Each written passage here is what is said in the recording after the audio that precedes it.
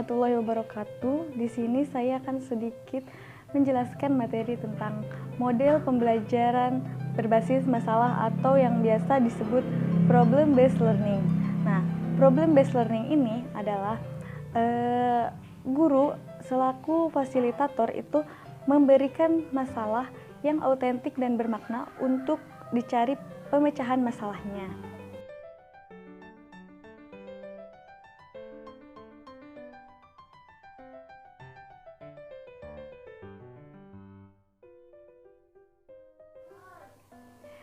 Awal mula lahirnya PBL atau Problem Based Learning terjadi sekitar tahun 1920, di mana pada saat itu ada seorang guru sekolah dasar bernama Kerstin Freinet yang mengalami kecelakaan setelah mengikuti Perang Dunia I.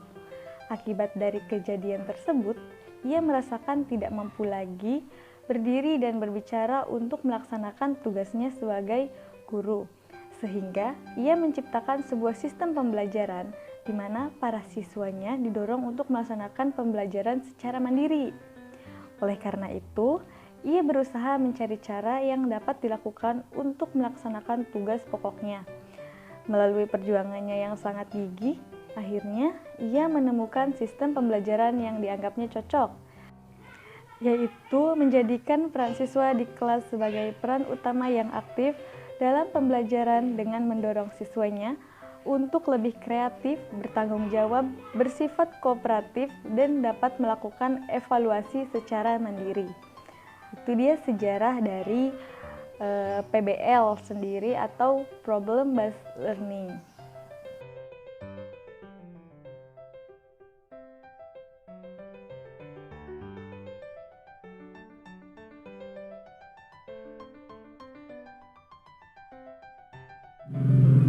Model pembelajaran Problem Based Learning didasari oleh dua landasan utama. Yang pertama ada landasan teoritis dan landasan faktual. Yang pertama, landasan teoritis. Nah, di dalam landasan teoritis ini, Problem Based Learning merupakan model pembelajaran yang membantu siswa dalam mengembangkan keterampilan metakognitif dan kognitif siswa. Tidak hanya menekankan pada hasil akademis, melainkan juga menekankan pada proses belajar. Dalam hal ini, guru berperan sebagai fasilitator dan pembimbing, sehingga siswa dapat belajar untuk berpikir dan menyelesaikan masalah. Dan yang kedua ada landasan faktual. Nah, landasan faktual ini terdapat banyak 9 ya yang bisa dibaca di sini.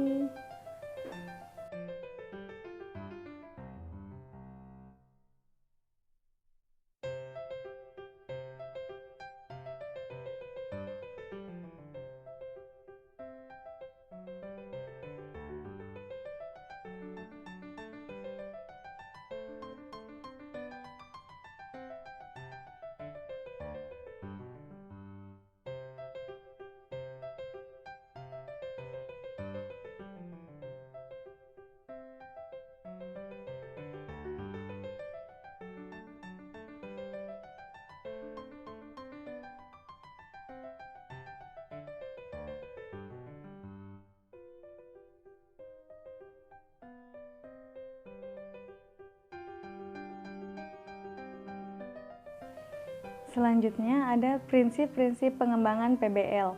Yang pertama, masalah merupakan titik awal proses pembelajaran.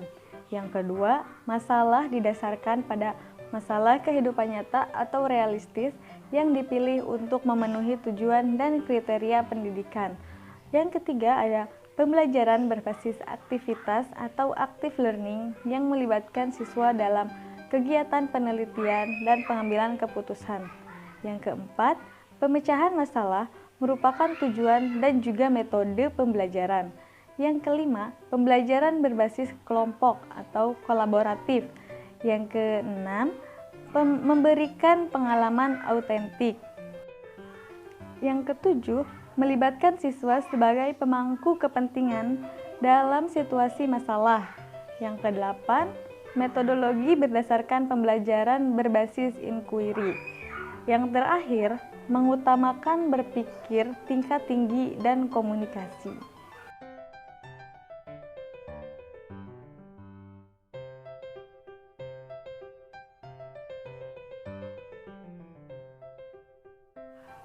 Yang selanjutnya ada karakteristik model pembelajaran PBL atau Problem Based Learning. Yang pertama, pembelajaran harus berpusat pada siswa. Yang kedua, pembelajaran harus terjadi pada kelompok kecil dan di bawah bimbingan tutor. Yang ketiga, tutor sebagai fasilitator atau pembimbing. Yang keempat, masalah autentik terutama ditemui dalam urutan pembelajaran sebelum persiapan atau studi setelah terjadi. Yang kelima, permasalahan yang dihadapi sebagai alat untuk mencapai pengetahuan yang dibutuhkan dan kemampuan memecahkan masalah yang diperlukan untuk akhir memecahkan masalah. Yang keenam, informasi baru diperoleh melalui pembelajaran mandiri. Yang ketujuh, siswa belajar mengenal dan memecahkan masalah representatif.